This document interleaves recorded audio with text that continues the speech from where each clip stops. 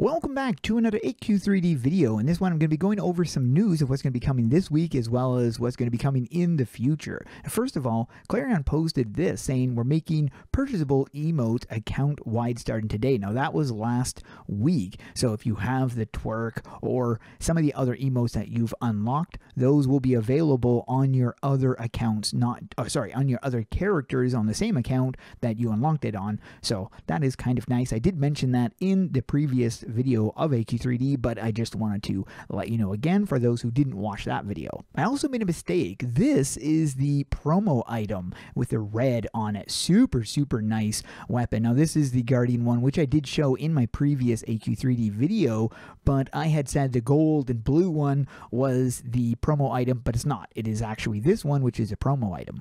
This is going to be in the limited time shop coming up this week, so make sure to save up some dragon crystals if you're wanting this beauty. He also said they're going to be adding a way to make the limited time shop items account wide, so even on your second or third character on the same account, you will be able to have access to the items you purchase out of the limited time shop. The Bapper, as you guys may have known, that was recently buffed up to level 50, but it came with some issues, and one of which was that it gave you an insane amount of stats, which was very broken, and unfortunately that is getting fixed if it's not already fixed, and that is going to be sad for some people that completely maxed it out thinking they were going to have the most OP weapon in the game. He mentions, please do not use your gold infused in the Bapper, it's not staying like this. He also said we're going to be removing the ability to purchase the Bappers with dragon crystals, mentioning that maybe you'd be unlocking it through the daily bosses. He also shared this, saying it's a work in progress, so we don't really know what this is about, so we'll have to wait and see. We're going to have rewards going out next week to people who collected the Sanric statues before the Nulgath nerf, so if you were one of those who had purchased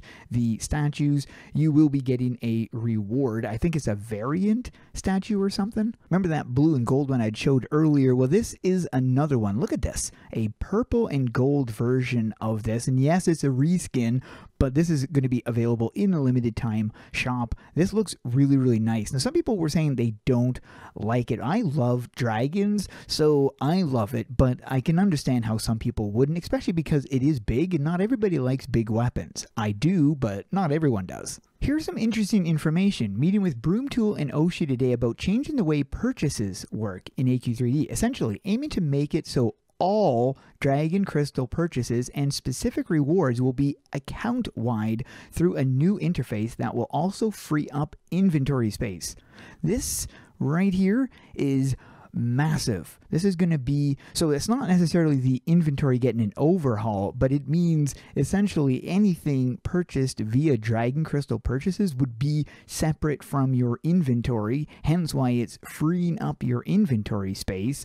This is a huge win. If this actually does come through, wow, that is going to change things in a big way, definitely making dragon crystal items and specific rewards, unlocked rewards and whatnot, more valuable. So that is massive. So he says here, it'd basically be a panel in-game to access all the items.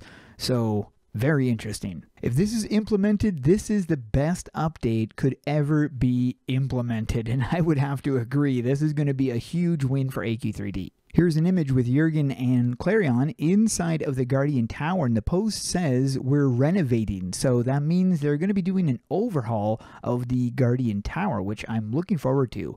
Now, multiple people have said they don't like the darkness of like Yonkers Inn or the bank. What do you guys think? Let me know in the comments below. We get a look at the new Guardian armor. Here's the female version with the sword and the weapon. This is a very clean look though, isn't it? And there you've got the male version, but that is nice. I like the textures on that. Now I'm wondering how this looks on mobile compared to PC. I mean, this is what it looks like on PC, but on like low res or something, I'm interested to know if it looks this clean. Another look of the Guardian with the Vorpal blade, and then you've got another image, and that might look familiar. I'm not going to say what it is because you guys probably already know. Here's something. This is the inside of the Guardian Tower, and you can see the stairs. Now, this is the new stairs, and then you have the old stairs, which is literally just a ramp. So it's kind of funny that now they have real stairs.